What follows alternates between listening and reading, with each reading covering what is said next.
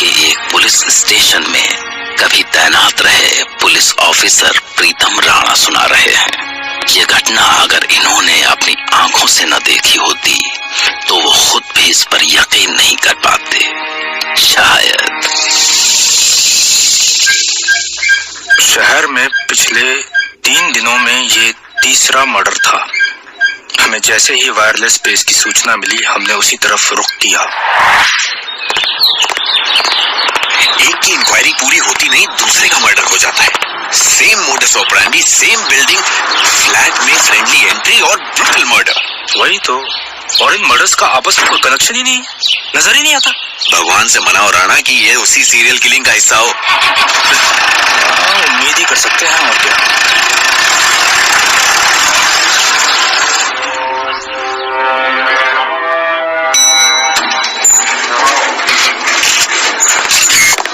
चलो चलो, हटो हटो, जाने का रास्ता तो धीरे हटाओ।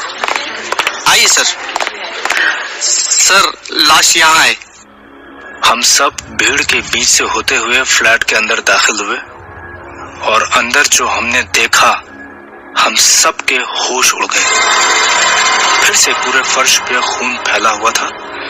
लाश पे चाकू के जाने कितने घाव थे और हमारी नजर पास में बिखरे किचन नाइफ सेट पे पड़ी।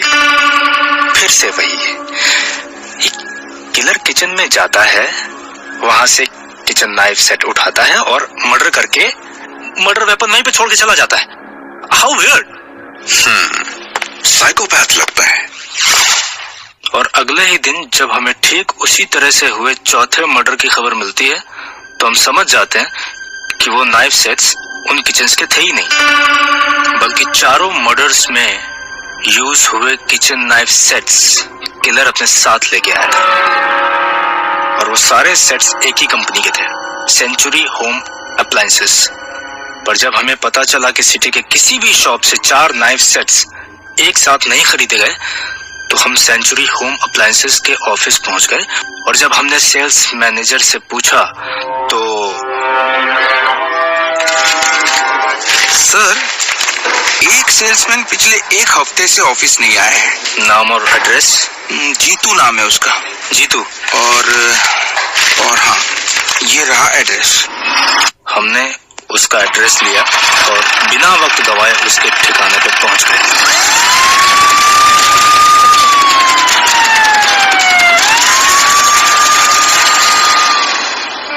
सर, मैं सेल्समैन ही हूँ, वो जीतू भी सेल्समैन ही था, मेरे साथ इसी रूम में था।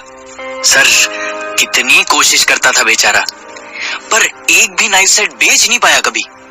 और सर, गांव पैसे भेजना तो दूर, एक टाइम खाने के पैसे कमा नहीं पाता था, ऊपर से रोज सेल्स मैनेजर की झाड़ अलग से खाता था।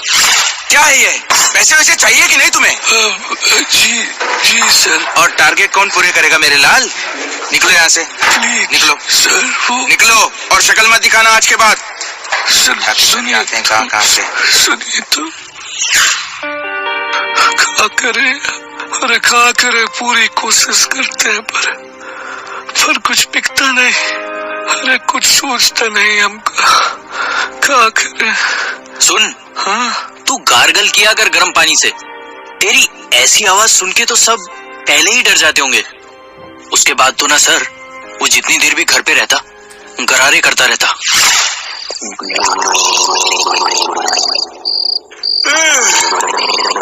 अब सो भी जा यार, बहुत देर हो गई है। एक दिन तो सर, मैंने उसका दिल रखने के लिए बोला, तू बेकार परेशान मत हो, कंपनी का माल ही बेकार है तो बिकेगा कैसे। खराब कहाँ है। और उसने झट से अपना हाथ काट दिया सर। ये देखो, ये देखो। अबे कैसा मक्खन जैसा कटता है। अबे ये क्या कर लिया? अपना ही हाथ काट दिया बेवकूफ। कैसा खून बह रहा है देख।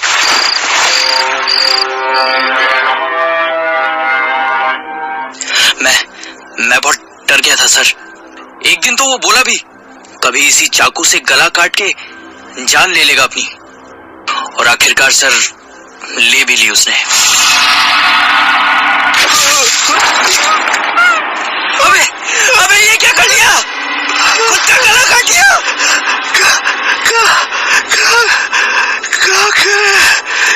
यार ससुरा, एक चाकू ने पिका उसे। ओए ओए जीतू, जीतू उठ, ओए। आंखों के सामने जान गई सर उसकी।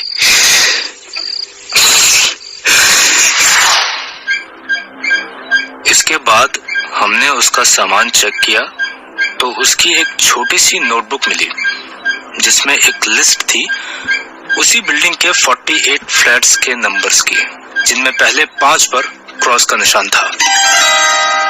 इसका मतलब 44 मर्डर और बाकी है। बेवकूफ हो क्या तुम्हें इतना भी समझ में नहीं आ रहा कि ये अब इस 5वें फ्लैट में जाने वाला है। इसमें देखो। तो सर चलिए, 5वां नंबर फ्लैट A5 है। अभी 2 बज रहे हैं सर। इसका मतलब सर घर में वाइफ अकेली होगी। चलो जल्दी यार। हाँ भानु, जीप निकालो जल्दी जल्दी, मेक इट फास्ट। जी सर।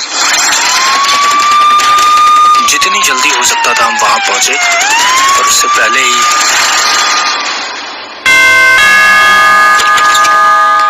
हाँ, क्या काम है? मैडम जी, बहुत अच्छा नाइफ सेट लेकर आए हैं आपके लिए। आप ट्राई करके अगर। तुम हफ्ते भर पहले भी आए थे ना, और मैंने कहा था कि नहीं चाहिए तुम्हारा नाइफ सेट। जाओ। मैडम जी अरे मैडम जी, अरे कहा ना कुछ नहीं चाहिए। अरे अरे अरे अंदर कहाँ चले आ रहे हो? वॉचमैन कोई है यहाँ पे? नहीं मैडम जी, पाँव पकड़ते हैं आप। अरे क्या कर रहे हो? मैडम जी, आप एक बार इस चाकू का धार तो देख लीजिए मैडम जी, बस एक बार। देखिए नहीं देखनी मुझे, धार वार नहीं देखनी। निकलो यहाँ से, निकलो। मैडम जी देखिए, चाकू का धार तो आपको देखना पड़ेगा मैडम जी। देखिए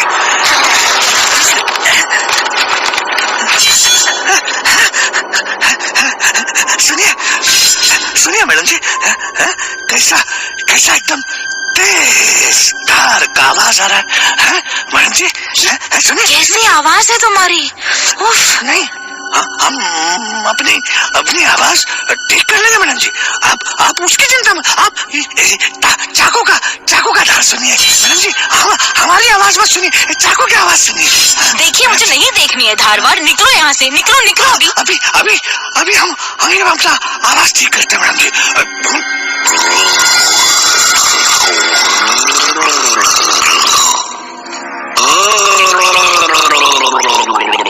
तभी हमने बाहर से दरवाजा पीटना शुरू किया। दरवाजा खोलो, अरे दरवाजा खोलो, अरे दरवाजा खोलो। तभी अंदर से न जाने कैसी अजीब सी आवाज आने लगी।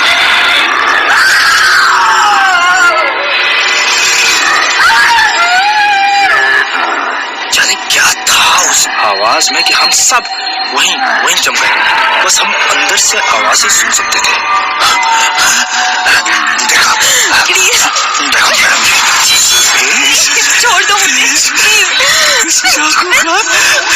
चाकू का देखो कैसे काटता है एकदम। छोड़ दो मुझे, चाकू रख लिया मैं सब खरीद लूंगी, सारे सेट। बस मुझे छोड़ दो। नहीं मैडम जी, जब लेना था तब मना करती है। काहे नहीं? इतना हाथ पैर जोड़े आपके, इतना मिन्नत किया आपके, आप काहे नहीं? मैडम जी कितना अच्छा धार देखिए ना, खोपने वाला चाकू है मैडम जी।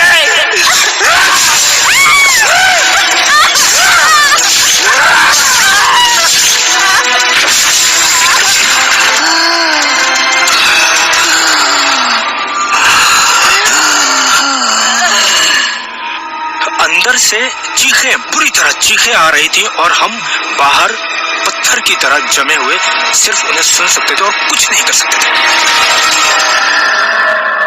और कुछ देर के बाद सब शांत हो गया। तब हमारे बदन में थोड़ी सी जान आई, थोड़ी शांति मिली। तो मैं दरवाजे की ओर बढ़ा पर तभी दरवाजा अपने आप खुल गया। हमें अंदर कोई दिखाई नहीं दिया सिवाय उस लेडी के जो खून से नहाई हुई फर्श पे तड़प रही थी बुरी तरह। पर इससे पहले कि हम अंदर जा पाते, एक तेज हवा का झोंका आया और हम उस झोंके से उड़कर पीछे दीवार से टकराकर गैलरी में फर्श पे गिर पड़े। और उसके बाद वो हवा का झोंका गैलरी से निकल गया। सुन सुन एकदम मुझे आज भी याद है। एक के बाद एक मर्डर्स हो रहे थे और हमें उन्हें रोकने का कोई रास्ता सूझ नहीं रहा था। अगले दिन कांस्टेबल भानु प्रताप किसी तांत्रिक से मिलके आया और सर जी तांत्रिक बोला है कि जितनी जल्दी हो सके सर डायरी वो जला दो। तो तू कर क्या रहा है अभी तक? निकाल उसे और लगा दे आग। पर सर वो तो एविडेंस है ना। फाड़ में गया तेरा एविडेंस। जाके एविडेंस बॉक्स से निकाल कर लेकर आओ अभी। जी सर। ये सुनते ही भानु तुरंत डायरी लेने गया, पर जब वो वापस आया तो डर से उसका चेहरा पीला था। सर पता नहीं सर कैसे हुआ, पता नहीं सर। क्या हुआ सर? अरे कुछ बोलेगा आगे? पता नहीं सर, डायरी में एक और क्रॉस है, इस बार फ्लैट नंबर A6 पर। क्या सवाल है कि क्या किसी सेल्समैन का दर्द इतना गहरा हो सकता है कि वो खुद ही एक के बाद एक कत्ल करने लगे। पर पुलिस ऑफिसर प्रीतम राणा की आंखें धोखा कैसे खा सकती हैं? या कहीं ऐसा तो नहीं कि इन सारे मर्डर्स के पीछे उस सेल्समैन का रूममेट हो, क्योंकि वो भी तो एक सेल्समैन ही था। क्या उसके मन में भी वैसा ही दर्द नहीं छिपा हो सकता? सोचिए, क्योंकि कल रात मैं भी तैयार रहूंगा आपके लिए एक नई घटना लेकर, जिसे सुनकर प्रीतम राणा की तरह